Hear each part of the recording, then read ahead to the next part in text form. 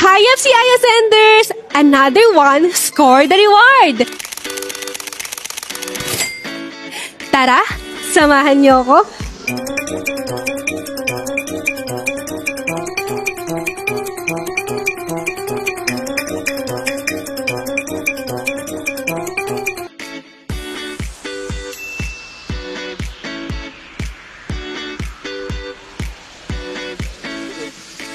Hello po!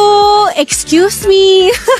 Ayan, tita, kanina nakita ka namin, kinuha mo yung reward mo. Tama ba? Yes po. Tita, okay lang ba magpakilala ka naman? Po, sure. Ako po si Rosane Lambongan, galing pang Singapore. Anong pakiramdam na finally, di ba, nakapag-visit ka na dito sa Ascendra office? Sobrang saya, excited. Pumunta talaga ako dito para mag-attend ng training at saka sa big event tomorrow. Wow! Tita, ilang taon ka na? 49 years old. Tita, ito question ko sa'yo, bakit mo ba pinili si FCI Ascendra?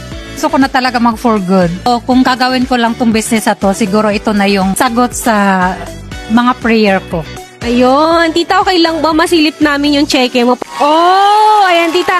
Ngayon tita, last question ko na lang sa'yo. Ano po yung mabibigay po ninyo na advice dun sa mga kagaya po ninyo na OFW hanggang ngayon, okay, na gustong mag-start din kay FCI Ascendra, pero alam mo yun, natatakot.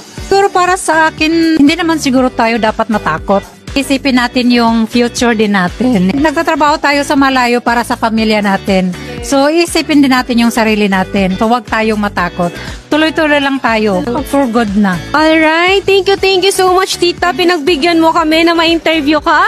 So, that's all for today's Score the Reward. Excited ka na ba susunod? Tara!